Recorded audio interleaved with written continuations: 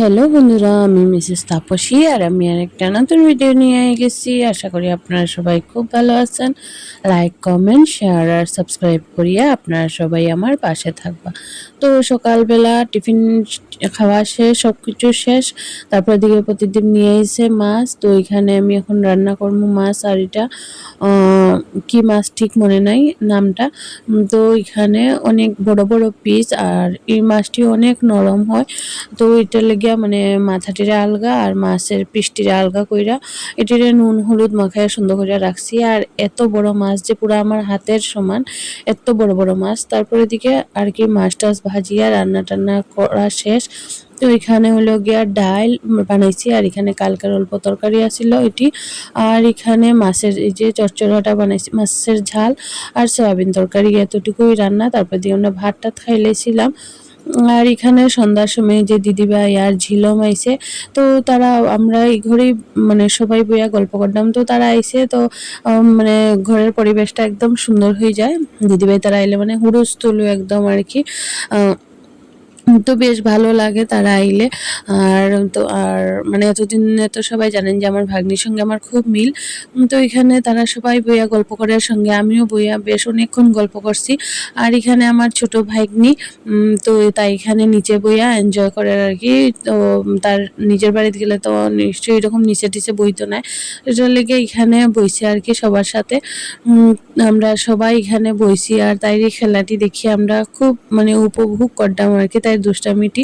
আর এটি মেমোরি হিসাবে রাখছি যাতে বড় হইলে তাই দেখবো আর কি, এটার লেগিয়া। আর এখানে আমরা সবাই উপরে, শুধু তারা মামা ভাগ্নি নিচে আছে।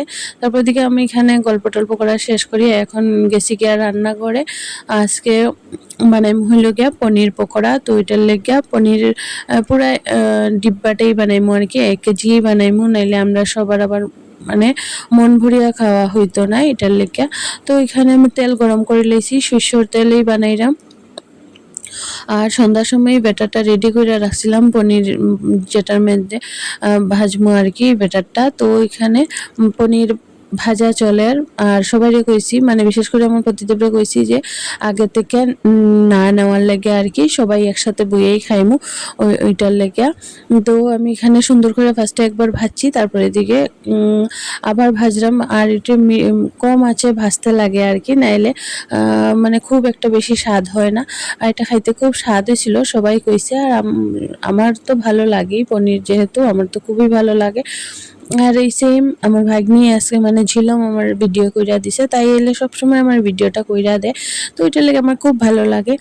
আইলে একবার কইলেই হয়ে যায়, তার সঙ্গে সঙ্গে অনেক সুন্দর করিয়া ভিডিও কইরা দেয়। কোনো দিনই আজকে অব্দি না করছে না যে না করতো না এরকম, সব সময় কইলেই কইরা দেয়। এটা আমার খুব ভালো লাগে, যার কারণে ভাবছি পরে দিকে দিছিও তাইরে 2টা পকোড়া বেশি, যেহেতু আমার কথা শুনে সব সময় খুব ভালোভাবে। তো তো তাইরও ফেভারিট, আমারও ফেভারিট, এটার লেগে দিলাম আর কি একটু বেশি করিয়া। তারপরে দিকে এখানে আমার ভাজা টাজা শেষ হওয়ার পরে আমার ননদ আইছে আমার হেল্প করার। তো এখানে তাই প্লেট সব কিছু সাজিয়ে দিছে সুন্দর করিয়া।